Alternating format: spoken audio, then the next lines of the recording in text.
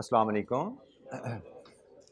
अच्छा जी, revision session हमारा जारी था और उसमें आज हम जो देखने जा रहे हैं, हमारा जो नेक्स्ट टेस्ट है उसके रेफरेंस से हमारा जो सिलेबस है, आज और कल के दिन में हमने 3 चैप्टर्स को देखने हैं। एक मार्जिनल एब्जॉर्प्शन कॉस्टिंग है, एक कॉस्ट फ्लो है और एक जॉब एंड सर्विस कॉस्टिंग है। ये 3 चैप्टर हैं जो हम आज और कल के रिवीजन सेशन में इनका रिव्यू कर रहे होंगे, ओवरव्यू ले रहे होंगे। स्टार्टिंग पॉइंट हमारा है जी chapter number 6 marginal absorption costing का। एग्जाम पॉइंट ऑफ व्यू से ये चैप्टर हम देखते हैं कि बहुत ज़्यादा अहम तो नहीं है, क्योंकि काफ़ी जगह ये मार्क्स इसमें हमें ज़ीरो नज़र आ रहे हैं, लेकिन 2 ऐसी अटैम्प्ट्स भी हैं जहाँ पे मार्क्स आए और सीधे सेक्शन बी में एक हैवी ड्यूटी क्वेश्चन में आ गए, और 2 जगह ये छोटा क्वेश्चन भी हमें नज़र आता है। सो इसका मतलब ये क्वेश्चन ओवरऑल हम कहें प्रोबेबिलिटी इसकी आने की लो है, लेकिन अगर आ गया तो इम्पैक्ट हैवी हो सकता है। तो हमने इस चैप्टर को लाइटली नहीं लेना, क्योंकि अगर हमें आया तो 18-20 नंबर का सवाल आ जाएगा, और 18-20 नंबर के सवाल में अगर हम अच्छा परफॉर्म ना करें तो पास आना मुश्किल हो जाता है, specially when it is a very easy topic. अक्सर बच्चे आसान टॉपिक को प्रोबेबिलिटी के सर पे छोड़ देते हैं और एग्जामिनर आपको बीट कर जाता है प्रोबेबिलिटी पे, तो आपका पेपर फजूल में फेल हो जाता है। So never ever work on the probabilities. Probabilities के सर पे कम से कम कोई चैप्टर छोड़ा नहीं जाता। प्रोबेबिलिटी के सर पे आप किसी चैप्टर की एक्स्ट्रा रिवीजन, एक्स्ट्रा प्रैक्टिस, या मॉडरेट रिवीजन, मॉडरेट प्रैक्टिस, या लेस रिवीजन, लेस प्रैक्टिस का फैसला तो करते हैं, लेकिन कौन सा चैप्टर तैयार करना है, कौन सा नहीं करना, उसका फैसला कभी प्रोबेबिलिटी के सर पे नहीं करेंगे। अगर आपने सीए की तैयारी करनी है, पास होने हैं, रिलेटिवली फ्यूअर अटेम्प्ट में पास होने हैं, तो आपको कंप्रीहेंसिव कवरेज के साथ चलना चाहिए। ठीक है जी। तो जनाब, इस चैप्टर में हमने ओवरव्यू अगर मैं देखूं हमने पढ़ा क्या हुआ है, इसको अभी हम रिकॉल रिवाइज भी कर लेते हैं, लेकिन उस रिवाइज करने से पहले ओवरव्यू। हमने मार्जिनल कॉस्टिंग के बेसिक प्रिंसिपल पढ़े थे। मार्जिनल कॉस्टिंग होती क्या है, आल्दो हम ओवरहेड के चैप्टर में मार्जिनल कॉस्ट को पढ़ के आए थे, यहाँ पे हम मार्जिनल कॉस्टिंग के कॉन्टेक्स्ट में और एब्जॉर्प्शन कॉस्टिंग के कॉन्टेक्स्ट में पीएनएल बनाने के तरीके सीखते हैं। और हमने फिर देखा था मार्जिनल कॉस्टिंग, एब्जॉर्प्शन कॉस्टिंग, एक ही कंपनी का पीएनएल 2 डिफरेंट सिस्टम के तहत बनाते हैं तो प्रॉफिट्स फ़र्क आ जाते हैं। उस प्रॉफिट्स में डिफरेंस की वजह क्या होती है, हमने उसको इन्वेस्टिगेट किया था, और फिर उस डिफरेंस को रिकनसाइल करना। ये ओवरऑल इस चैप्टर का स्कोप था। पीएनएल बनाना दोनों सिस्टम के तहत, दोनों सिस्टम के तहत प्रॉफिट्स को रिकनसाइल करना। और यू शुड रिकॉल रिकन्सिलेशन के भी हमने 2 तरीके पढ़े थे, एक स्टैंडर्ड मेथड था और एक अल्टरनेटिव या जुगाड़ मेथड था। तो हम वही असूल और फॉर्मेट्स को ज़रा अब रिकॉल करेंगे इस सेशन में, और अगर हमें कोई दिक्कत है तो हम उसको किसी कैलकुलेशन में कोई चैलेंज है किसी बच्चे के ज़हन में, कुछ जैसे हमने पहले भी कहा, कोई क्वेश्चन करते हुए आपने कोई चैलेंज फेस किया, उसको डिस्कशन में लाना चाहते हैं तो मोस्ट वेलकम। अच्छा जी, मार्जिनल कॉस्ट होती क्या है? Marginal cost mean variable cost. ठीक है जी, marginal cost means variable cost, और मार्जिनल कॉस्ट ऑफ प्रोडक्शन से मुराद वेरिएबल प्रोडक्शन कॉस्ट है, मार्जिनल कॉस्ट ऑफ सेल से मुराद ऑल वेरिएबल कॉस्ट है। Marginal cost of production, marginal cost variable cost, marginal cost of production variable production cost, marginal cost of sales again all variable cost. ठीक है, जिसमें production और non production सारी cost आ जाती हैं। मार्जिनल कॉस्टिंग से रिलेटेड हमने कुछ बेसिक अजम्पशंस कह लीजिए, और या कुछ बेसिक इक्वेशंस कह लीजिए जो हमने सीखी थी। एक, मार्जिनल कॉस्टिंग में हम अज्यूम करते हैं वेरिएबल कॉस्ट एंड प्राइस पर unit is constant at all levels. वैसे प्रैक्टिकली हमें पता है कि सेल्स जब बढ़ाना चाहते हो तो प्राइस कम करोगे तो सेल्स बढ़ेगी, और जब आपकी सेल्स प्रोडक्शन बढ़ेगी तो हायर वॉल्यूम पर जाके वेरिएबल कॉस्ट पर यूनिट भी कम हो जाती है। प्रैक्टिकली सेल्स प्राइस का और वेरिएबल कॉस्ट का सेल्स वॉल्यूम से ताल्लुक है, लेकिन मार्जिनल कॉस्टिंग की वर्किंग में हम अज्यूम करते हैं कि नहीं भाई, कोई ताल्लुक नहीं है। वेरिएबल कॉस्ट भी कांस्टेंट रहेगी और प्राइस भी कांस्टेंट रहेगी, जितने मर्जी यूनिट बेचो। दूसरी असम्पशन मार्जिनल कॉस्टिंग में हम लेकर चलते हैं कि फिक्स्ड कॉस्ट भी कांस्टेंट रहेगी एट ऑल प्रोडक्शन लेवल। हालांकि ये भी हमें पता है there are step fixed cost. Reality में fixed cost is never fixed, there are always steps involve. लेकिन मार्जिनल कॉस्टिंग की डिस्कशन के लिए हम अज्यूम करते हैं कि फिक्स्ड कॉस्ट भी तमाम प्रोडक्शन लेवल पे फिक्स रहती है। प्रोडक्शन लेवल बदलने से, एक्टिविटी बदलने से फिक्स्ड कॉस्ट भी नहीं बदलेगी।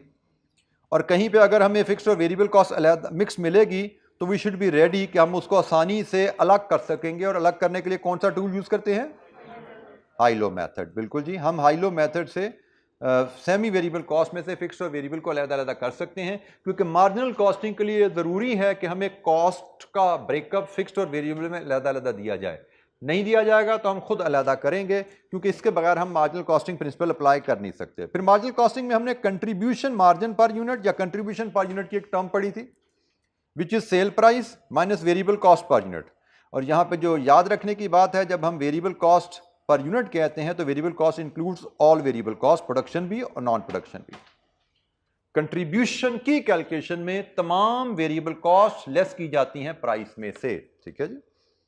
और अगर आपको याद हो तो मैंने इसको एक और अंदाज में भी आपको इसको एब्जॉर्प्शन कॉस्टिंग से कंपेयर करवाया था कि एब्जॉर्प्शन कॉस्टिंग टोटल कॉस्ट के दो हिस्से करती है बाय फंक्शन, एक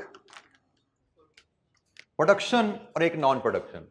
एब्जॉर्प्शन कॉस्टिंग करती है sales less production, cost of sales is equal to gross profit, और ग्रॉस प्रॉफिट में से लेस करते हैं non production cost, admin, selling etcetera. तो यहां से हमें मिलते हैं नेट प्रॉफिट। और बिल्कुल इसी अंदाज में हम अगर मार्जिनल कॉस्टिंग को देखें तो मार्जिनल कॉस्टिंग करती है sales less variable cost of sales, यहां से मिलता है हमें कंट्रीब्यूशन मार्जिन, और इसमें से लेस करते हैं टोटल फिक्स्ड कॉस्ट, यहां से बात मिलती है नेट प्रॉफिट की। और ये चीज़ मैंने आपको वहां पे क्लियर की थी कि अल्टीमेटली ऑर्गेनाइजेशन की टोटल कॉस्ट ये पड़ी है और टोटल कॉस्ट कंपनी की ये पड़ी है। फ़र्क सिर्फ क्या है कि मार्जिनल कॉस्टिंग टोटल कॉस्टिंग के हिस्से करती है बाय बिहेवियर, कभी वेरिएबल ऊपर ले जाओ यहाँ पे और फिक्स नीचे ले आओ। यहाँ पे वेरिएबल में प्रोडक्शन नॉन प्रोडक्शन दोनों हैं, और यहाँ पे फिक्स में प्रोडक्शन नॉन प्रोडक्शन दोनों हैं। बाय बिहेवियर डिफरेंस किया जाता है, बाय बिहेवियर दो हिस्से किए जाते हैं कॉस्ट के। और एब्जॉर्प्शन कॉस्टिंग में यही दो हिस्से बाय फंक्शन किए जाते हैं कि टोटल कॉस्ट के दो हिस्से करो, प्रोडक्शन कॉस्ट यहाँ पे ले आओ और नॉन प्रोडक्शन इधर ले आओ। अब यहाँ पे फिक्स और वेरिएबल का ख्याल नहीं रखा जाता, यहाँ पे फिक्स वेरिएबल का दोनों ख्याल नहीं रखा जा रहा। फिक्स वेरिएबल जो भी प्रोडक्शन कॉस्ट इधर डाल दो, फिक्स वेरिएबल जो भी नॉन प्रोडक्शन कॉस्ट इधर डाल दो, क्योंकि हम सिर्फ बाय फंक्शन फोकस कर रहे हैं। तो ये मेन कंट्रास्ट है दोनों सिस्टम के तहत, marginal costing versus absorption costing. ये एक कंट्रास्टिंग आप कह लो कि एक स्टेटमेंट मैंने आप लोगों से शेयर की भी है। तो वही चीज़ हम यहाँ पे दोबारा आपके सामने इक्वेशन की शेप में रिवीजन में मैं ला रहा हूँ कि भाई कंट्रीब्यूशन पर यूनिट की कैलकुलेशन में जो वेरिएबल कॉस्ट ली जाती है वो सारी वेरिएबल कॉस्ट होती हैं, प्रोडक्शन नॉन प्रोडक्शन इकट्ठी हो जाती हैं। फिर इसी तरह टोटल कंट्रीब्यूशन कैलकुलेट किया जाता है, which is contribution per unit into unit sold. Alternatively total contribution की एक ये इक्वेशन भी हमने सीखी हुई है, total revenue minus total variable cost. और मार्जिनल कॉस्टिंग के तहत प्रॉफिट आपका होता है total contribution minus total fix cost. और यहाँ पे फिर वही बात, टोटल फिक्स कॉस्ट में आपकी प्रोडक्शन नॉन प्रोडक्शन दोनों फिक्स कॉस्ट आ जाती हैं। ये हमारी कुछ बेसिक इक्वेशन कह लीजिए या असम्पशन कह लीजिए मार्जिनल कॉस्टिंग में है, जो हम डिफरेंट सवालों में अप्लाई कर रहे होते हैं, जो डिफरेंट कॉन्सेप्ट हम डिफरेंट सवालों में यूज़ कर रहे होते हैं। मार्जिनल कॉस्टिंग, फिर हमने मार्जिनल कॉस्टिंग के तहत पीएनएल बनाने पे बात की थी, और हमने इसमें दो फॉर्मेट सीखे थे। पहला फॉर्मेट हमारा स्मार्ट फॉर्मेट था, जो ये 3-4 लाइनों में पीएनएल हमारा ख़त्म हो जाता है। हम कंट्रीब्यूशन पर यूनिट लेते हैं, which is price per unit minus variable cost. और यहाँ पे फिर तवज्जो दिला दूँ, वेरिएबल कॉस्ट मतलब सारी variable cost, production non production selling admin, सारी वेरिएबल कॉस्ट यहाँ पे लेस हो जाती हैं। यह हमारा कंट्रीब्यूशन पर यूनिट आ गया। इसको मल्टीप्लाई करें अगर हम यूनिट सोल्ड से तो हमें टोटल कंट्रीब्यूशन मार्जिन मिलता है। टोटल कंट्रीब्यूशन मार्जिन में से टोटल फिक्स कॉस्ट लेस कर दें तो हमें नेट प्रॉफिट मिल जाता है। हमें मार्जिनल कॉस्टिंग पीएनएल बनाने को कहा जाए तो ये हमारा स्मार्ट फॉर्मेट है, और ये हम यूज कब करेंगे? When either there is no opening stock, और ओपनिंग स्टॉक अगर है कॉस्ट पर यूनिट हमें देखनी पड़ेगी। ओपनिंग स्टॉक की कॉस्ट पर यूनिट और करंट पीरियड की कॉस्ट पर यूनिट सेम है। कॉन्सेप्ट बेसिकली बेटा यहां पे क्या है, जब आपकी ओपनिंग स्टॉक की कॉस्ट और करंट प्रोडक्शन की कॉस्ट सेम है तो जितने भी यूनिट आपने बेचे हैं उनका कंट्रीब्यूशन भी सेम रह जाता है, इसलिए टोटल कंट्रीब्यूशन इस इक्वेशन से निकल रही है। लेकिन जहां पे आपकी ओपनिंग स्टॉक की कॉस्ट कुछ और, करंट पीरियड की कॉस्ट कुछ और हो, तो भाई यूनिट तो ये भी बिके हैं, यूनिट तो ये भी बिके हैं, लेकिन इनका कंट्रीब्यूशन बराबर नहीं है। इस तरह फिर कंट्रीब्यूशन सिंपली नहीं निकाला जाता कि भी जितने भी यूनिट बेचे हैं उनको एक कंट्रीब्यूशन मल्टीप्लाई कर दो। जब कॉस्ट फर्क होती है तो कंट्रीब्यूशन भी तो फर्क होते हैं। फिर हमारे यूनिट्स, कुछ यूनिट्स का कंट्रीब्यूशन कुछ और है, कुछ का कंट्रीब्यूशन डिफरेंट है। हम एक ही मल्टीप्लिकेशन से सारे यूनिट सोल्ड का कंट्रीब्यूशन वर्कआउट नहीं कर सकते। ये हम सिर्फ उस सूरत में करेंगे जब तो ओपनिंग स्टॉक है ही नहीं, तो सारे यूनिट्स करंट के बिके। लेकिन अगर ओपनिंग स्टॉक है तो उसकी कॉस्ट करंट प्रोडक्शन के बराबर है, तो ये फॉर्मूला लगेगा, ठीक है। अदरवाइज अगर ये सूरत हाल एग्जिस्ट नहीं करती तो हमने एक रेगुलर फॉर्मेट भी पीएनएल का सीखा था। वो जनाब हमारे पास ये है, जहां पे हम स्मार्ट फॉर्मेट नहीं लगा सकते वहां पे हम येलो फॉर्मेट लगाते हैं। टोटल सेल्स, इसमें से variable cost of sale less करनी होती है। इसमें ओपनिंग स्टॉक जो वैल्यू किया जाता है सिर्फ वेरिएबल प्रोडक्शन कॉस्ट पे, यहां पे ख्याल रखना होता है। इन्वेंट्री, ऑल्दो कंट्रीब्यूशन मार्जिन की कैलकुलेशन में तमाम वेरिएबल कॉस्ट ली जाती हैं, लेकिन इन्वेंट्री की वैल्यू ओनली प्रोडक्शन कॉस्ट पे की जाती है। सेलिंग कमीशन इन्वेंट्री की कॉस्ट में ऐड नहीं होती। एडमिन वेरिएबल कॉस्ट यहां पे ऐड नहीं होती। Inventory, opening stock, variable production cost, add इसमें variable production cost incurred less closing stock, ये भी वैल्यूएशन प्रोडक्शन कॉस्ट पे होती है। और यहां से हमें जो टोटल मिलता है, ये जो टोटल मिल रहा है B plus C plus D का, ये कहलाता है variable production cost of sale. मतलब जो यूनिट बेचे हैं उनकी वेरिएबल प्रोडक्शन कॉस्ट, जो यूनिट बेचे हैं उनकी variable production cost, variable production cost उनकी आ गई, उसमें फिर अदर वेरिएबल कॉस्ट मतलब सेलिंग एडमिन कॉस्ट भी ऐड कर दें तो ई प्लस एफ करते हैं। तो ये जनाब आपका जो जी की वैल्यू बनती है, ये टोटल आपकी ये वेरिएबल कॉस्ट ऑफ सेल्स की फिगर बन गई। ये वेरिएबल कॉस्ट ऑफ सेल्स की फिगर जो यहां पे ई प्लस एफ में नजर आ रही है, variable production cost plus variable non production cost, ये टोटल वेरिएबल कॉस्ट बन गई। सो जब आपका टोटल वेरिएबल कॉस्ट आ गई, revenue minus total variable cost, A minus G is equal to total contribution. और टोटल कंट्रीब्यूशन में से फिर टोटल फिक्स कॉस्ट लेस कर दें। यहां पे फिर तवज्जो दिला दूं, यहां पे प्रोडक्शन प्लस नॉन प्रोडक्शन, दोनों फिक्स कॉस्ट यहां पे लेस की जाती हैं।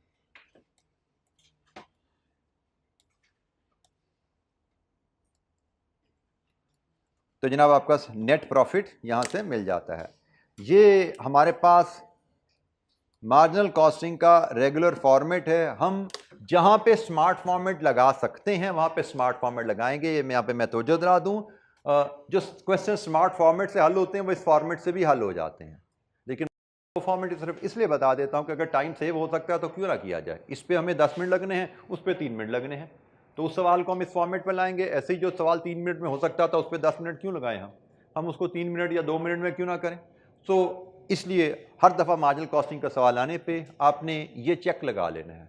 ये चेक आपको बताएगा कि आपको रेगुलर फॉर्मेट पर जाना है या स्मार्ट फॉर्मेट पर जाना है, और वर्किंग आपकी बड़ी रिड्यूस हो जाती है स्मार्ट फॉर्मेट और रेगुलर फॉर्मेट के अंदाज में। सो ये जनाब हमने 2 मार्जिनल कॉस्टिंग पीएनएल के फॉर्मेट्स सीखे थे जी। एनी क्वेश्चन किसी बच्चे के जहन में कोई एम्बिग्विटी व्हेन एंड हाउ के ऊपर के मेथड जो हम सीख रहे हैं, जो रिवाइज कर रहे हैं, उसमें कोई इशू? एब्जॉर्प्शन कॉस्टिंग का पीएनएल बनाने के लिए हमने एक ही फॉर्मेट सीखा था और ये उसकी प्रेजेंटेशन है आपके सामने। Total sales less cost of sales. Cost of sales कैसे आता है जी? Opening stock full production cost पे लिया जाता है। अब ये एब्जॉर्प्शन कॉस्टिंग आ गई ना, जिसमें सिर्फ वेरिएबल प्रोडक्शन कॉस्ट नहीं लेनी, फिक्स प्रोडक्शन कॉस्ट भी शामिल की जाती है, प्लस प्रोडक्शन कॉस्ट इनकर्ड। और यहाँ पे स्टार से आपको याद कराया जा रहा है, एब्जॉर्प्शन कॉस्टिंग पीएनएल में जो प्रोडक्शन कॉस्ट इनकर्ड ली जाती है, इसमें वेरिएबल कॉस्ट एक्चुअल होती हैं और फिक्स कॉस्ट एब्जॉर्ब्ड होती हैं। ठीक है जी।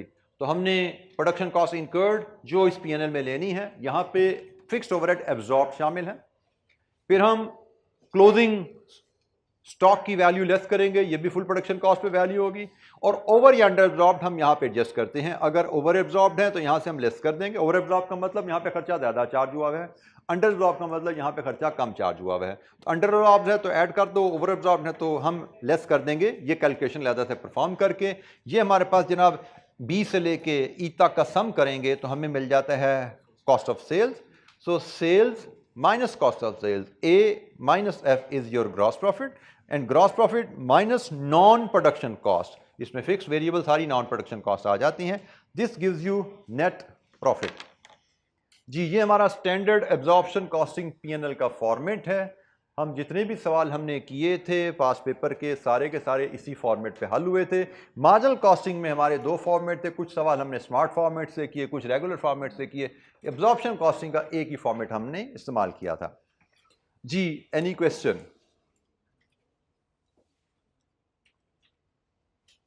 दो पीएनएल बना के इनके प्रॉफिट्स में डिफरेंस की कहानी हमने ये कुछ रिलेशनशिप से समझी थी। हमने सीखा था कि प्रॉफिट्स में जो डिफरेंस की वजह आती है that is primarily because of overhead absorption in the inventory. Marginal costing में ओवरहेड पीरियड कॉस्ट के तौर पे सारे के सारे fix overhead, production overhead charge कर दिए जाते हैं पीएनएल में, लेकिन एब्जॉर्प्शन कॉस्टिंग में फिक्स्ड ओवरहेड को इन्वेंट्री की कॉस्ट में ऐड कर दिया जाता है। जब प्रोडक्ट कॉस्ट में आप फिक्स्ड ओवरहेड ऐड करते हो, as a result marginal costing के मुकाबले में एब्जॉर्प्शन कॉस्टिंग में overhead inventory cost per unit बढ़ जाती है, और जब कॉस्ट पर यूनिट बढ़ती है तो इन्वेंट्री की वैल्यू भी बढ़ जाती है। तो कहानी कुछ ऐसे होती है कि क्लोजिंग स्टॉक एक पीरियड में जब बढ़ा से एब्जॉर्प्शन कॉस्टिंग में, तो अगले पीरियड में वही क्लोजिंग स्टॉक ओपनिंग स्टॉक बन जाता है। तो अगर एब्जॉर्प्शन कॉस्टिंग में क्लोजिंग स्टॉक ज्यादा है तो अगले पीरियड में एब्जॉर्प्शन कॉस्टिंग का ओपनिंग स्टॉक भी तो ज्यादा हो जाता है। अब इशू क्या है, जब क्लोजिंग स्टॉक ज्यादा है तो closing stock is credit to PNL, PNL का क्रेडिट ज्यादा है, और जब अगले पीरियड में आके ओपनिंग स्टॉक ज्यादा होता है तो opening stock is debit to PNL, PNL का डेबिट बढ़ जाता है। सो इन्वेंट्री वैल्यूएशन की वजह से बेसिकली ओवरऑल प्रॉफिट में शायद कंपनी का प्रॉफिट ओवर द पीरियड देखो तो फर्क नहीं पड़ता, लेकिन शॉर्टर पीरियड में बदल जाता है। इसका हमने एग्जांपल भी क्लास में डिस्कस की थी। तो यहां पे हम इसको अगर देखें, हमारा रिलेशनशिप जो हमने फाइनली कंक्लूड किया था, अगर ओपनिंग स्टॉक यूनिट्स और क्लोजिंग स्टॉक यूनिट बराबर हैं तो मार्जिनल कॉस्टिंग एब्जॉर्प्शन कॉस्टिंग के प्रॉफिट भी बराबर आते हैं। अगर closing stock units opening stock unit से ज्यादा है तो एब्जॉर्प्शन कॉस्टिंग का प्रॉफिट मार्जिनल कॉस्टिंग प्रॉफिट से ज्यादा आएगा। एक ही ऑर्गेनाइजेशन का प्रॉफिट आप कैलकुलेट करो इस सिस्टम के तहत और कैलकुलेट करो इस सिस्टम के तहत। अगर क्लोजिंग स्टॉक यूनिट ज्यादा है तो एब्जॉर्प्शन कॉस्टिंग का प्रॉफिट सेम ऑर्गेनाइजेशन का ज्यादा आएगा, एंड अगर क्लोजिंग स्टॉक यूनिट्स कम है तो एब्जॉर्प्शन कॉस्टिंग का प्रॉफिट कम आएगा मार्जिनल कॉस्टिंग की निस्बत। ये हमने डिफरेंस की रीजंस को देखा था। इन्वेंट्री वैल्यूएशन की वजह से प्राइमरली फर्क आता है, और उस फर्क की डायरेक्शन क्या होती है, ये डायरेक्शन हम आसानी से यहां पे ले सकते हैं। स्टॉक बराबर प्रॉफिट बराबर, क्लोजिंग स्टॉक ज्यादा एब्जॉर्प्शन कॉस्टिंग का प्रॉफिट ज्यादा, क्लोजिंग स्टॉक कम तो एब्जॉर्प्शन कॉस्टिंग का प्रॉफिट कम as compare to marginal costing. ये हमने प्रॉफिट्स में डिफरेंस की रीजंस को देखा था। प्रॉफिट में डिफरेंस क्यों आता है, इन्वेंट्री के यूनिट्स के फर्क की वजह से। इन्वेंट्री में ओवरहेड्स हमारे एब्जॉर्ब हुए होते हैं, किसी पीरियड में वो एक्स्ट्रा वैल्यू क्रेडिट हो रही है, कहीं पे वो एक्स्ट्रा वैल्यू डेबिट हो रही है, जिसकी वजह से पीरियड टू पीरियड प्रॉफिट में डिफरेंसेस आ जाते हैं। और ये उस डिफरेंस की एक्सप्लेनेशन है, क्यों डिफरेंस आएगा और किस डायरेक्शन में कब आएगा और किस डायरेक्शन में आएगा, कब आएगा किस डायरेक्शन में आएगा, यहां से पता लग रहा है। हमें एग्जाम में इनकी रिकंसिलिएशन बनाने को भी कहा जाता है, और रिकंसिलिएशन के लिए हमने दो फॉर्मेट्स पढ़े थे। दोनों प्रॉफिट्स में जो फर्क आता है उसके लिए हमने दो फॉर्मेट पढ़े थे। मेथड नंबर 1 हमने क्या पढ़ा था कि अगर तो हमारे पास ओपनिंग स्टॉक हो ही ना, ये मेथड कब इस्तेमाल करते हैं, when there is no opening stock, या अगर ओपनिंग स्टॉक है तो overhead absorption rate per unit is the same for both opening stock and current period production. अगर यह सूरत हाल है, ओपनिंग स्टॉक एग्जिस्ट नहीं करता, मतलब एग्जिस्ट करने का मतलब ओपनिंग स्टॉक जीरो है, ओपनिंग स्टॉक जीरो है तो भी हम ये वाला मेथड अप्लाई करेंगे डिफरेंस कैलकुलेट करने के लिए। अगर ओपनिंग स्टॉक एग्जिस्ट करता है लेकिन ओपनिंग स्टॉक में जो ओवरहेड एब्जॉर्ब हुआ है उसका रेट और करंट पीरियड प्रोडक्शन में जो ओवरहेड एब्जॉर्ब हो रहा है उसका रेट सेम है, सेम ओवरहेड एब्जॉर्प्शन रेट हो, ठीक है जी, सेम ओवरहेड एब्जॉर्प्शन रेट हो, या ये हो और ये हो, उस सूरत में डिफरेंस कैलकुलेट करने का तरीका, दोनों प्रॉफिट में जो फर्क होगा वो कैसे मेजर किया जा सकता है, difference in opening and closing stock inventory multiplied with fixed overhead absorption rate. Reconciliation का मतलब प्रॉफिट्स में डिफरेंस कैसे मेजर किया जा सकता है। तो इस सूरत में प्रॉफिट में डिफरेंस मेजर करने का तरीका हमारे पास जनाब ये है, ये हमारा रिकमेंडेड मेथड है, और अगर ये मेथड इस्तेमाल किया जा सकता है प्रॉफिट में डिफरेंस कैलकुलेट करने के लिए तो हमें इसी मेथड को अप्लाई करना है। हाँ, कुछ सिचुएशन ऐसी होगी जहां पे ओपनिंग स्टॉक आपके एग्जिस्ट करेंगे, ओपनिंग स्टॉक एग्जिस्ट करेगा और उनका रेट डिफरेंट होगा। ओपनिंग स्टॉक का वो कहता है, से ओपनिंग स्टॉक में हमारे पास पिछले पीरियड में बना था, तब OR 10 रुपए था, करंट पीरियड में हमारा OR 12 रुपए है। तो ये कंडीशन जो सेम वाली थी ना, वो खत्म होगी कि भैया अब सेम नहीं है। तो ओपनिंग स्टॉक का OR और करंट पीरियड का OR बराबर है, तो फिर ये कैलकुलेशन लगेगी। ओपनिंग स्टॉक का OR 10, करंट पीरियड में 12, तो फिर ये फार्मूला नहीं चलेगा। और अल्टरनेटिवली ऐसा भी होता है कि क्वेश्चन में हमें ओपनिंग क्लोजिंग स्टॉक के यूनिट्स अवेलेबल ही नहीं होते, हमें वैल्यूज अवेलेबल होती हैं, इन्वेंट्री के यूनिट्स नहीं पता, वैल्यूज अवेलेबल हैं। तो इन दोनों में से कोई भी सूरत एग्जिस्ट करेगी, तो फिर हमने अल्टरनेटिव मेथड भी रिकंसिलिएशन का सीखा था, जिसमें हमने ओपनिंग क्लोजिंग स्टॉक का डिफरेंस लिया था अंडर मार्जिनल कॉस्टिंग, और ये difference in opening closing stock value, ये मैं मिस कर गया यहां पे, value under marginal costing, difference in opening closing stock value under absorption costing, and then difference of the these two value, ये हमारा डिफरेंस इन प्रॉफिट आएगा। एक डिफरेंस इन प्रॉफिट हमने कैलकुलेट किया था ये, और दूसरा डिफरेंस इन प्रॉफिट हम कैलकुलेट कर रहे हैं इस मेथड से। ये अल्टरनेटिव मेथड है, ये मेथड हम तभी इस्तेमाल करेंगे जब ये मेथड एप्लीकेबल ना हो। और मैंने शायद गालिबन पास पेपर करते हुए एक सवाल हमने ऐसा देखा था जिसमें ये मेथड एप्लीकेबल था, लेकिन ICAP का सोल्यूशन इस मेथड पर दिया गया था। मेरी नज़र में वो सोल्यूशन रॉन्ग है। जिस क्वेश्चन में ये मेथड एप्लीकेबल है, आपको इसी मेथड से रिकंसिलिएशन बनानी चाहिए। ये अल्टरनेटिव मेथड है, सिर्फ उस सूरत में बनाइए जब ये मेथड एप्लीकेबल ना हो, क्योंकि इस मेथड से हर सवाल रिकंसाइल हो जाएगा। ये जुगाड़ मेथड है, इससे हर सवाल रिकंसाइल हो जाएगा, लेकिन हमने हर सवाल इससे रिकंसाइल नहीं करना। हमने सिर्फ वो सवाल इस मेथड से रिकंसाइल करने हैं जो इस मेथड से रिकंसाइल नहीं हो सकते। ठीक है, ये ख्याल रखिएगा बेटा जी। Any question? Marginal absorption costing के P&L कैलकुलेट करना, बनाना फॉर्मेट उसका, प्रॉफिट्स में डिफरेंस इन्वेंट्री के डिफरेंस की वजह से आता है, और प्रॉफिट्स में डिफरेंस की रिकंसिलिएशन बनाना, रिकमेंडेड मेथड, अल्टरनेटिव मेथड जी। Any question? अच्छा, हमें एक सवाल, हमने ऑलरेडी ये क्लास में सवाल किया हुआ है, हम इस सवाल को करते हैं, लेकिन सिर्फ चेंज ये कर देते हैं कि क्योंकि ज़्यादातर सवाल हमें पास पेपर में जा रहे हैं ना, वो FIFO से आते हैं, हम इस सवाल को एवको से करते हैं। ठीक है, ज़रा थोड़ा सा रिफ्रेश हो जाए कि एवको देखे हुए भी आप लोगों की एक आदत है कि बेसिक कॉन्सेप्ट को आप रिवाइज अच्छे तरीके से नहीं करते, तो अक्सर बच्चे एवको की कैलकुलेशन को शायद भूल ही चुके होते हैं। तो मैंने कहा चलें इस मौके का फ़ायदा उठाते हुए हम ज़रा एवको की कैलकुलेशन का फिर हाथ से गुजारते हैं कि एवको के तहत हमें P&L दिया जाए, क्योंकि मुझे याद नहीं कि हमें मार्जिनल एब्जॉर्प्शन का कोई सवाल एवको से करवाया गया हो। हमें जितने सवाल पास पेपर में आए हैं, सारे के सारे सवाल हमें FIFO से आए हुए हैं, तो हम इस सवाल को अब एवको से करेंगे। सवाल हमारे लिए फेमिलियर है, सवाल हमने क्लास में किया हुआ है ये, लेकिन हमने FIFO से किया था, अब हम इसको एवको से करते हैं ताकि थोड़ा सा हमारा ये पैटर्न जो हमने अभी देखे रिफ्रेश हो जाए। मार्जिनल एब्जॉर्प्शन कॉस्टिंग का सवाल बड़े स्टैंडर्ड होते हैं। हमें P&L बनाने को कहा जाता है एब्जॉर्प्शन, और मार्जिनल कॉस्टिंग के तहत हमें प्रॉफिट रिकंसाइल करने को कहा जाता है। दोनों मेथड से जो प्रॉफिट निकले उनको रिकंसाइल करने को कहा जाता है। तो लेट्स रीड द क्वेश्चन और फिर इसको एवको मेथड से हम हल करते हैं। XY Limited manufactures and sells a single product. The selling price and cost for the year ended 31st December 2013 were as follows. 2013 year ended जो साल गुजर चुका है उसमें हमारा डाटा जो रहा, selling price 1600, material, labour, production overhead जिसमें 40% फिक्स्ड हैं, सेलिंग एंड एडमिन ओवरहेड जिसमें 60% फिक्स्ड हैं। Other information is as follows. During the year 12,000 units were produced. Opening and closing stocks were 4,000 and 3,000 units respectively. Fixed overhead cost per unit is based on normal capacity, which is 15,000. Overhead costs have increased by 10% over the previous year, and raw material and labor by 5%. Company uses EVCO method for costing its inventory. लीजिए जी, हमें दो P&L बनाने को कहा गया है।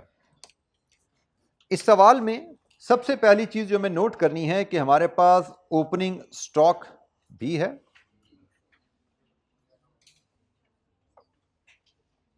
और closing stock भी है। ओपनिंग स्टॉक गालिबन पिछले महीने, पिछले पीरियड में बना, पिछले साल में बना, और करंट स्टॉक करंट पीरियड में बना है।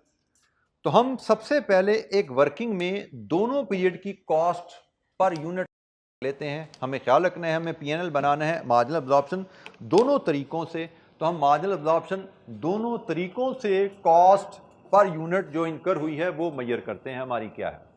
तो पहले हम एक वर्किंग में कॉस्ट पर यूनिट बना लेते हैं।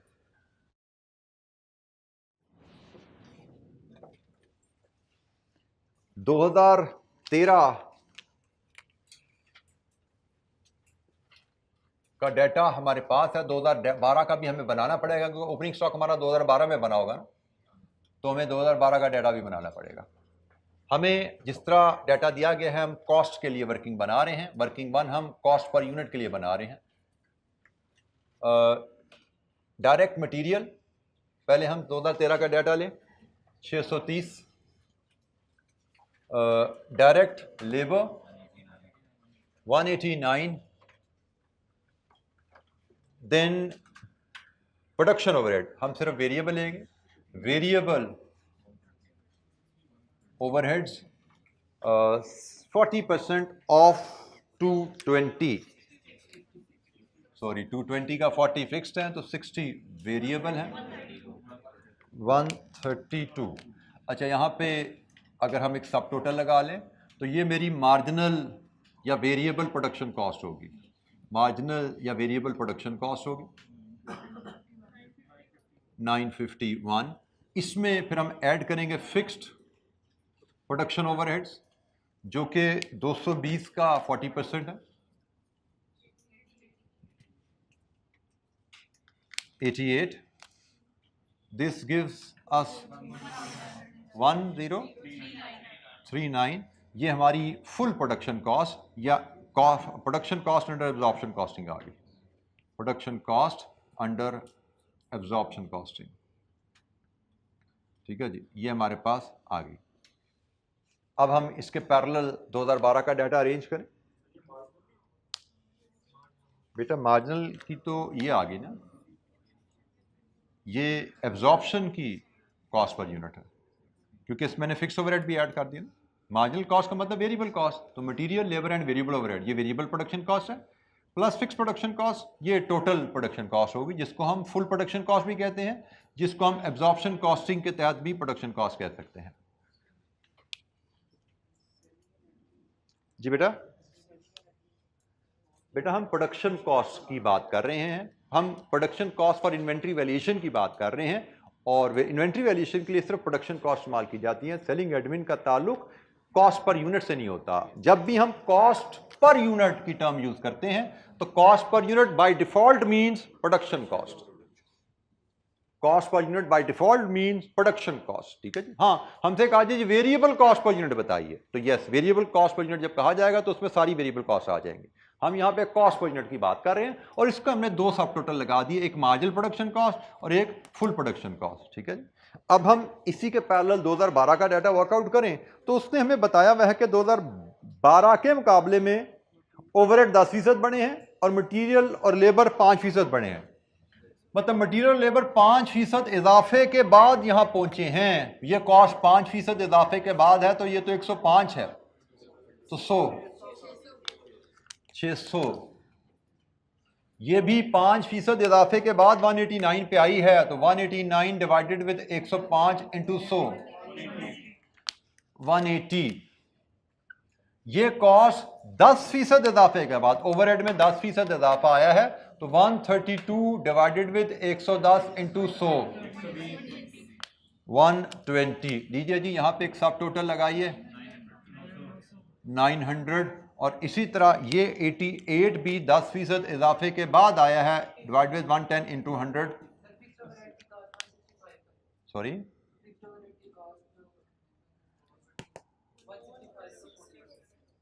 खबर बेटा, वो non selling and distribution overhead है, हम प्रोडक्शन ओवरहेड की बात कर रहे हैं जो कि 220 रुपए पर यूनिट है।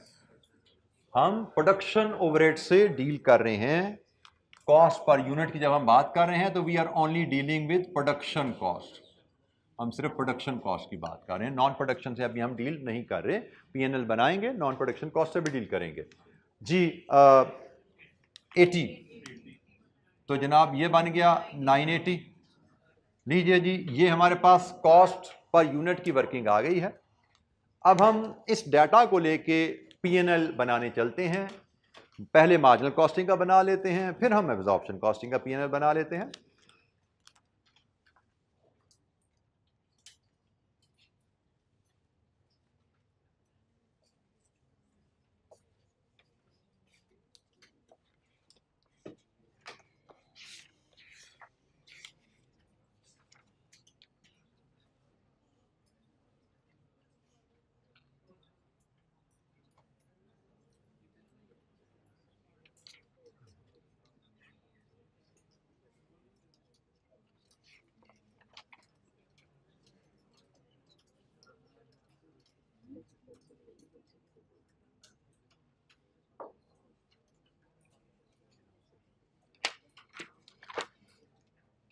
अच्छा जी, अब हम पीएनएल की तरफ चलते हैं। पहले मार्जिनल कॉस्टिंग पीएनएल पे जाते हैं। मार्जिनल कॉस्टिंग पीएनएल में हमने दो फॉर्मेट पढ़े हुए हैं, एक रेगुलर, एक स्मार्ट। यहां पे कौन सा लगेगा?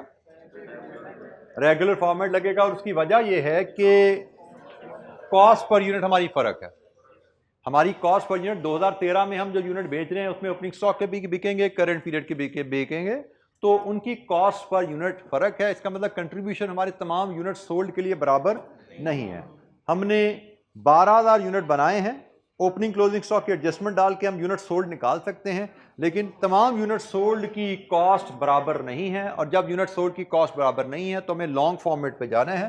तो मैं यहाँ पे मार्जिनल कॉस्टिंग का लॉन्ग फॉर्मेट आपके सामने अगर लेके आऊँ, sales less variable cost of sales, और इसका तरीका होता है opening stock add variable production cost less closing stock, और इसमें फिर फर्दर ऐड कर देते हैं आप अदर वेरिएबल कॉस्ट। यहां से हमें वेरिएबल कॉस्ट ऑफ सेल मिल जाती है, और देन हम A sales B variable cost of sales A minus B करते हैं तो हमें टोटल कंट्रीब्यूशन मिल जाता है। टोटल कंट्रीब्यूशन मार्जिन कर लीजिए, टोटल कंट्रीब्यूशन मार्जिन। इसमें से फिर हम लेस कर देते हैं total fix cost, production non production सारे यहां पे आ जाते हैं, तो यहां से हमें नेट प्रॉफिट मिल जाता है।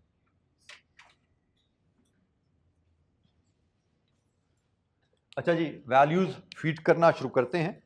हमने रेवेन्यू सबसे पहले लेना है, और रेवेन्यू होता है यूनिट सोल्ड इनटू प्राइस। तो यूनिट सोल्ड होते हैं opening stock plus production minus closing stock, और ये है जी price. Opening stock 4,000 plus production 12,000 minus closing stock 3,000 into 1,600,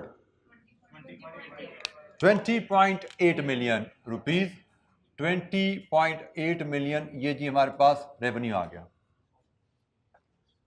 opening stock हमारे पास 4,000 यूनिट्स थे, और ओपनिंग स्टॉक हमारा 2012 से ब्रॉड फॉरवर्ड हो रहा है।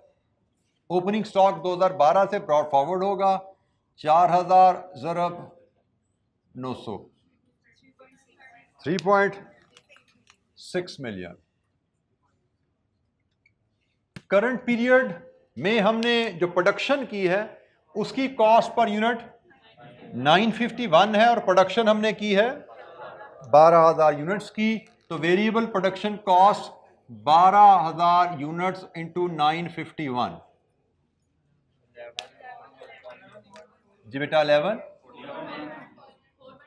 412 000। अब बात आएगी क्लोजिंग स्टॉक की, और क्लोजिंग स्टॉक हमने अब वैल्यू करना है एवको से। एवको के तहत क्लोजिंग स्टॉक क्या होता है, इसको मैं वर्किंग 2 से, यहां पे वर्किंग 1 पहले की हुई है, वो वर्किंग 1 है, वर्किंग 2 से मैं यहीं पे इसको मैनेज करता हूं। ये रेट मैंने वर्किंग 1 से उठाया है 900 का, 951 मैंने वर्किंग 1 से उठाया है, और ये क्लोजिंग स्टॉक के लिए मैं वर्किंग 2 पे जा रहा हूं। एवको के तहत हम देखते हैं जी value of opening stock plus value of units produced divided with units of opening stock plus units produce. ये मेरे पास एवरेज कॉस्ट पर यूनिट आ गई इनटू क्लोजिंग स्टॉक। कितने हैं? 3000। लीजिए जी, यहां से डायरेक्ट में इन्वेंट्री की वैल्यूएशन हम निकाल रहे हैं। 2814,750 ये हमारी इन्वेंट्री की वैल्यू आ गई डायरेक्ट एवको मेथड के तहत। 2814,750 जी एवको मेथड के तहत इन्वेंट्री की वैल्यू हमारे पास आ गई। अगर ओरिजिनल सवाल जैसे फाइफो पे था तो इन्वेंट्री की वैल्यूएशन ऐसे आनी थी। This is the only difference. सिर्फ करंट पीरियड कॉस्ट लेके आपने इन्वेंट्री की वैल्यू निकालनी थी। फाइफो में ये वर्किंग बननी थी, एवको में ये चेंज आया। ये मैं चाहता था एक तो फिर आपके देन से गुजार दूं, जरा रिफ्रेश कर दूं।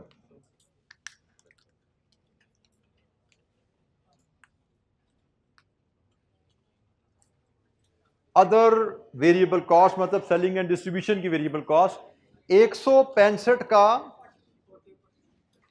40%, 165 का 40% हमारा वेरिएबल है, ये पर यूनिट है, और इसको मल्टीप्लाई करेंगे सेल्स यूनिट से जो कि हैं 13,000।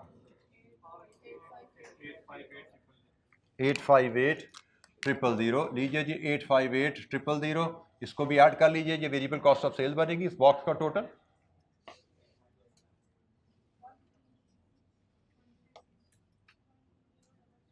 वन 3,55,250 लीजिए जी। A minus B total contribution margin 77,44,750 और इसके बाद हमें फिक्स कॉस्ट लेनी है। तो फिक्स कॉस्ट में हमारे पास प्रोडक्शन की फिक्स कॉस्ट भी है और नॉन प्रोडक्शन की फिक्स कॉस्ट भी है। प्रोडक्शन की फिक्स कॉस्ट हमारी करंट पीरियड में 88 पर यूनिट और ये मल्टीप्लाई होगी 12,000 से। Are you sure? ये जुमला पढ़ोगे जरा, पॉइंट नंबर 3।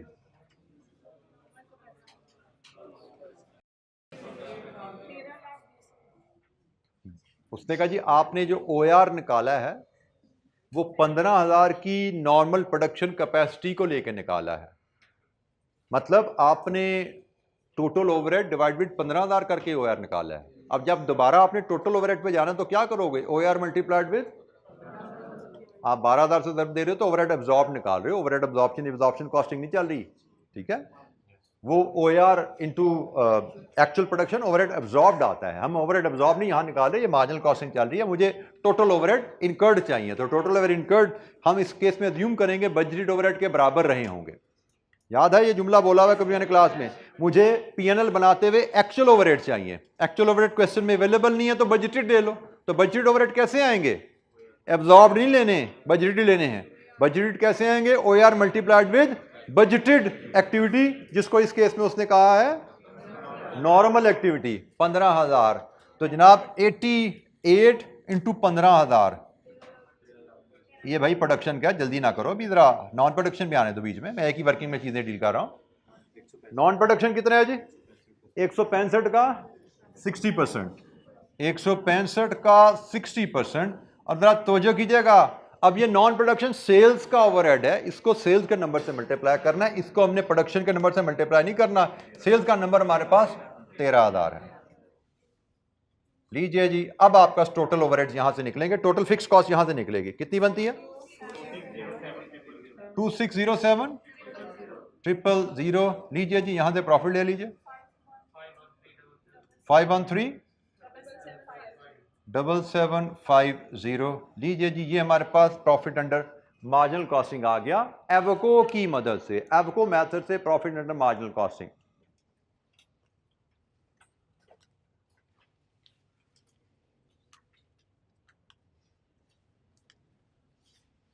जी बेटा, एनी क्वेश्चन? मार्जिनल कॉस्टिंग के तहत रेगुलर फॉर्मेट पे पीएनएल हम कैसे प्रेजेंट करते हैं?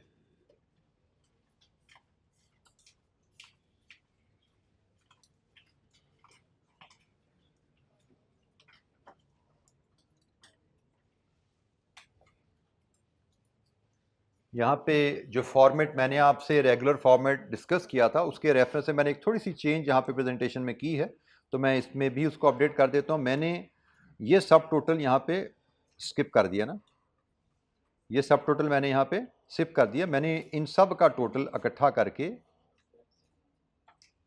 एक ही दफ़ा शो कर दिया, ठीक है। 1, 2, 3 और 4 फिगर्स का टोटल ये हमारी वेरिएबल कॉस्ट ऑफ सेल आ गई, ठीक है। तो ये मैंने फॉर्मेट में थोड़ा सा आप कह सकते हैं अपडेट कर दिया, थोड़ी सी एक वजह, एक रो मैंने अवॉइड कर दी, क्या जरूरत है एक्स्ट्रा में सब टोटल डालने की। तो मैंने ओपनिंग स्टॉक लिया, वेरिएबल प्रोडक्शन कॉस्ट ली, क्लोजिंग स्टॉक लिया और अदर वेरिएबल कॉस्ट लिया और इन सब को 1, 2, 3, 4 को सम करके यहाँ पे शो कर दिया। ये मेरी वेरिएबल कॉस्ट ऑफ सेल्स आ गई। Sales minus variable cost of sales total contribution less total fix cost net profit. ये फॉर्मेट है जो मैंने आपके सामने वहां पे प्रेजेंट किया। और एवको फाइफो का फर्क भी मैंने आपको यहाँ पे एक बार फिर याद करा दिया कि एवको फाइफो जो मर्जी एग्जामिनर दे दे, कोई फर्क नहीं पड़ता। ज़्यादा क्या, तकरीबन सारे पास पेपर क्वेश्चन में मार्जिनल एब्जॉर्प्शन के चैप्टर में फाइफो से मिल रहे हैं। मैंने इंटेंशनली यहाँ पे एक एवको की रिवीजन के लिए आपको एक छोटी सी एक्टिविटी आपसे शेयर की। जी, any question?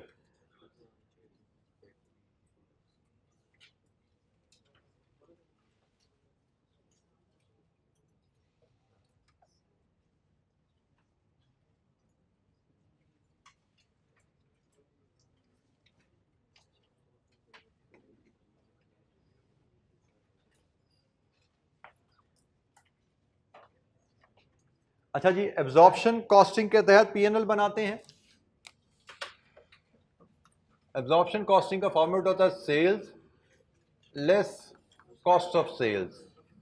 Cost of sales में आता है जी आपका opening stock add full production cost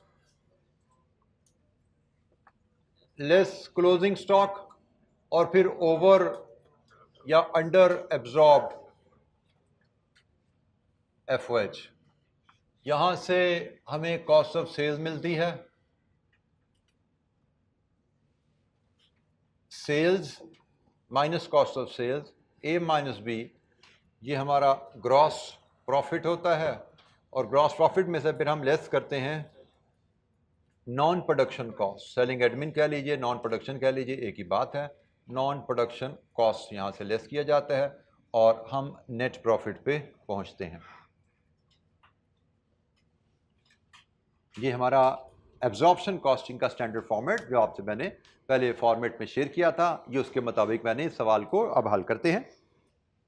sales की फिगर सेम, इसमें तो कोई फर्क नहीं है, that is 20.8 million. Opening stock 4000 units हैं, लेकिन अब ये फुल कॉस्ट पे वैल्यू होंगे और फुल कॉस्ट हमारी ओपनिंग स्टॉक में थी 980। कितनी बनी वैल्यू? 3920,000। इसके बाद हमें फुल प्रोडक्शन कॉस्ट चाहिए।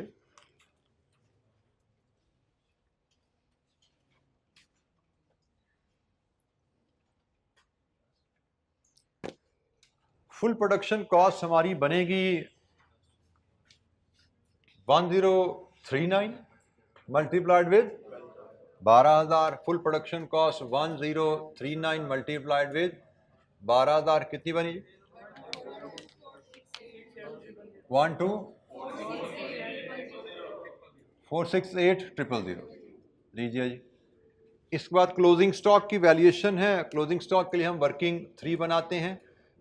एब्जॉर्प्शन कॉस्टिंग एवको के मुताबिक हमारी closing stock valuation, opening stock की value 3920,000 plus current period production cost 12468,000 divided with opening stock के यूनिट्स प्लस प्रोडक्शन के यूनिट्स, और ये हमारी एवरेज कॉस्ट पर यूनिट आएगी मल्टीप्लाइड विद 3000 ये वैल्यू ऑफ क्लोजिंग स्टॉक आ जाएगी।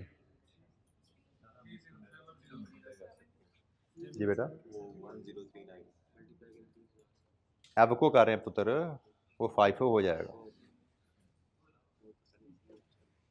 जी बेटा बोलिए। 3720 लीजिए जी, ये हमारा एवको के तहत आ गया। ये हमारी FIFO के तहत कॉस्ट पर यूनिट है, ये कॉस्ट हमारी FIFO के तहत है, हमने एवको करनी है, ठीक है, हम इसकी एवरेजिंग कर रहे हैं। ये हमने एवरेजिंग की है 3072,750 एवको के तहत इन्वेंट्री वैल्यू। ओपनिंग स्टॉक की cost plus current period production की cost divided with opening stock units plus current period production units, average cost per unit आई, उसको क्लोजिंग स्टॉक यूनिट से मल्टीप्लाई किया तो इन्वेंट्री की वैल्यू, क्लोजिंग स्टॉक इन्वेंट्री की value under AVCO. Over under absorbed overheads working 4, over under absorbed overhead किन दो value का फर्क होता है जी? एक्चुअल ओवरहेड्स और एब्जॉर्ब्ड ओवरहेड्स। एक्चुअल एफर्ट्स की कहानी अभी हमने थोड़ी देर पहले डिस्कस की थी कि हमने अज्यूम किया था एक्चुअल ओवरहेड जो है हमारे वो बजटेड ओवरहेड के बराबर हैं। ये पढ़े हैं जी एक्चुअल ओवरहेड्स हमारे, ऐसा ही है जी। लीजिए जी बताइए एक्चुअल ओवरहेड फिक्स्ड ओवरहेड कितने बन रहे थे? 13,20,000 ये हमारे एक्चुअल ओवरहेड्स हैं। और एब्जॉर्ब्ड ओवरहेड होते हैं actual production 12,000 into absorption rate fixed overhead का 88 जी 10,56,000। तो जनाब हमारे ओवरहेड एक्चुअल एब्जॉर्ब्ड, ये कहानी है अंडर एब्जॉर्ब्ड की। हमारे overheads are under absorbed by 2,64,000 से हमारे overheads are under absorbed. Under absorbed का मतलब यहां पे ऐड कर दो 2,64,000। लीजिए जी कॉस्ट ऑफ सेल्स का सम बताइए, डब्बे का सम बताइए। कॉस्ट ऑफ सेल्स इस बॉक्स का सम 13569250। लीजिए जी यहां से आप ग्रॉस प्रॉफिट लीजिए,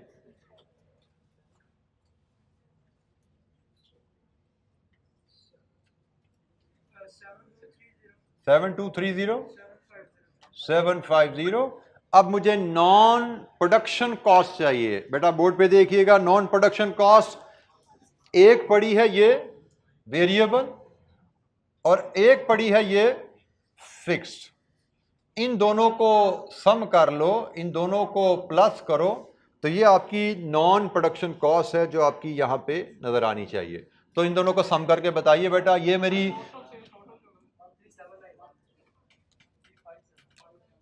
ये गलत है 13,579। आगे ठीक है, ये बोलो 7,220। ठीक हो गया जी। अब ये सेलिंग एडमिन में ये वेरिएबल है और ये फिक्स है, इन दोनों को सम करके लाओ 2145,000। लीजिए यहां से लेस कीजिए, नेट प्रॉफिट आएगा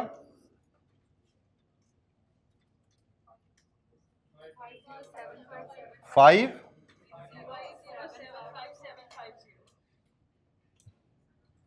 लीजिए जी ये हमारा प्रॉफिट अंडर एब्जॉर्प्शन कॉस्टिंग आ गया। मार्जिनल एब्जॉर्प्शन कॉस्टिंग के बेसिक असूल हमने डिस्कस किए। मार्जिनल एब्जॉर्प्शन कॉस्टिंग के बेसिक फॉर्मेट्स पे बात हुई और एक पास पेपर क्वेश्चन हमने डिस्कस कर लिया जो टिपिकल क्वेश्चन होता है जिसमें marginal costing PNL, absorption costing PNL हमने एक कंप्रीहेंसिव वे में बनाया। और ये पार्ट ए हमारा जो 14 मार्क्स का है वो डन है और 2 नंबर की हमारी रिकंसिलिएशन वाला पार्ट रह गया है, उस पर हम बात करेंगे। लेकिन पीएनएल बनाने में किसी बच्चे को कोई दिक्कत हुई हो, एफको मेथड से हमने ये पीएनएल बनाया है। किताब में ये क्वेश्चन फाइफो मेथड से गिवन है, हमने थोड़ा सा इस क्वेश्चन को मॉडिफाई किया ताकि एफको की प्रैक्टिस तरह हो जाए।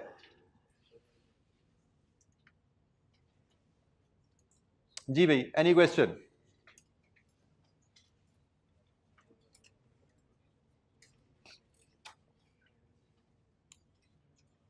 अच्छा जी, रिकंसिलिएशन पे जाना है तो सबसे पहले रिकंसिलिएशन का मेथड, कौन सा मेथड?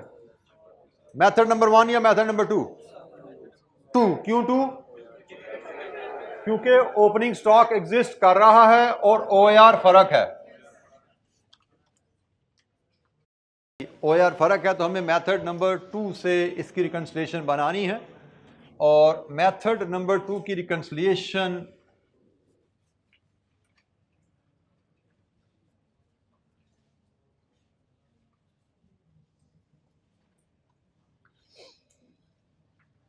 जब पीएनएल बन जाए तो उसके बाद हम पार्ट बी में ये रिकंसिलिएशन ऐसे प्रेजेंट करेंगे। प्रॉफिट अंडर मार्जिनल कॉस्टिंग 5137750, इसमें डिफरेंस एडजस्ट करना है। डिफरेंस हमारा क्लोजिंग स्टॉक हमारा कम है, ऐसा ही है जी। क्लोजिंग स्टॉक हमारा कम है तो डिफरेंस जो है वो एब्जॉर्प्शन कॉस्टिंग प्रॉफिट कम होगा, डिफरेंस यहाँ से डिडक्ट होगा। एज अ रिजल्ट हमें यहाँ पे प्रॉफिट अंडर एब्जॉर्प्शन कॉस्टिंग मिलेगा। ऑल्दो ऑलरेडी हमारे पास फिगर अवेलेबल है 5075750। डिफरेंस की फिगर भी हम निकाल सकते हैं, क्या जी?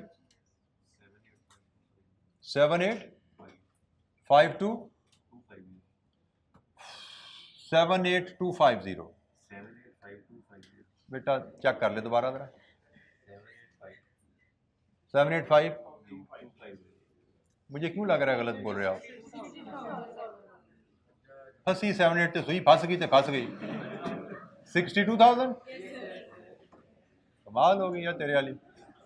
वो नजर आ रहा है फर्क थोड़े से हजारों का है। तू 7,88,000 बताई जा रहा है।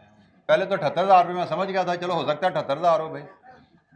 अच्छा जी, डिफरेंस हमारे पास आ गया, लेकिन नंबर हमें ये यहाँ पे 62,000 लिखने के नहीं है। नंबर हमें ये इसकी वर्किंग बनाने के हैं। वर्किंग नंबर से 5 हम बनाते हैं, नंबर हमें वर्किंग के मिलने हैं। और वर्किंग हमने जो सीखी हुई है, difference of opening stock and closing stock value under marginal costing. Marginal costing में ओपनिंग स्टॉक और क्लोजिंग स्टॉक इन्वेंट्री का डिफरेंस कितना है जी? इन दोनों वैल्यूज का फर्क बताइए भाई।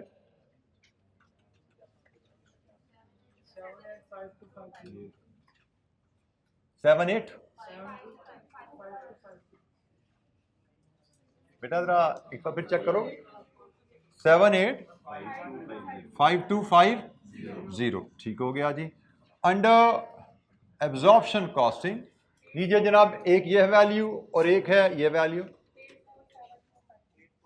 847250 and the difference of the difference 62,000। लीजिए जी, ये हमारी रिकंसिलिएशन अब हुई तैयार।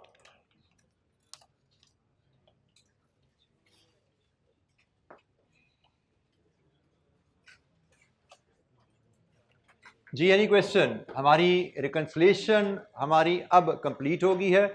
ये जो वर्किंग है, इस वर्किंग के 2 नंबर हैं। ये तो बैलेंसिंग फिगर थी, इसको निकालना फ़र्क कितना है ये बताना इसके नंबर नहीं है। ये फ़र्क किन वैल्यूज़ की वजह से आया है उसके नंबर हमारे थे। तो वो हमारी ये प्रेजेंटेशन है एब्जॉर्प्शन कॉस्टिंग पीएनएल के ऊपर। जी एनी क्वेश्चन? जी किसी बच्चे के जहन में मार्जिनल एब्जॉर्प्शन कॉस्टिंग के चैप्टर को लेके कोई इशू, कोई आपने सवाल किया हो, कोई रिवीजन अपने तौर पे की हो, उसमें कोई चैलेंज आया हो जिसको यहाँ पे डिस्कस करना चाहते हो, बोलिए जनाब।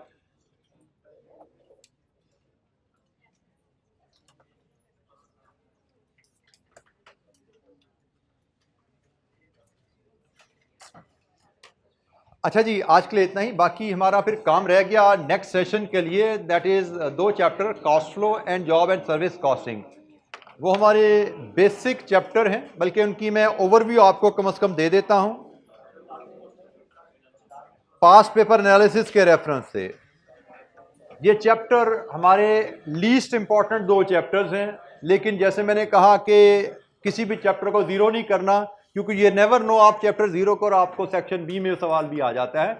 चैप्टर इतने अहम नहीं है। फ्रीक्वेंसी देखिए 0 0 0 0 0 0, ऐसे फ्रीक्वेंसी देखो तो फ्रीक्वेंसी के हिसाब से सवाल आया खड़ा है आपके लिए। 3 0 के बाद सवाल, फिर 3 0 हो गए हैं, सवाल आया खड़ा है, और सवाल सेक्शन बी से आया खड़ा है। ठीक है, उधर देखो जब भी आया सवाल सेक्शन बी में आया, सेक्शन ए में सवाल भी नहीं आता, सीधा सेक्शन बी का सवाल है। तो इसका मतलब अब जितनी अटेम्प्ट गुजर चुकी हैं, ये सवाल या आप कह सकते हो चैप्टर लेस इंपॉर्टेंट से थोड़ा मॉडरेटली इंपॉर्टेंट पे आ चुका है इस वक्त। इसकी प्रोबेबिलिटी आने की काफ़ी बढ़ चुकी है, कह सकते हो 60-70% तक इसकी प्रोबेबिलिटी जा चुकी है इस सिनेरियो को देखते हुए। लेकिन नहायत सिंपल और आसान चैप्टर्स हैं। अभी हमने रिसेंटली इनको कवर भी किया था, तो इंशाअल्लाह क्विकली इसको भी वॉक थ्रू करेंगे और नेक्स्ट सेशन में, जिसके बाद फिर आपका सैटरडे को इस एरिया से टेस्ट ड्यू है 3 चैप्टर से। ठीक है जी, थैंक यू वेरी मच, अस्सलाम वालेकुम।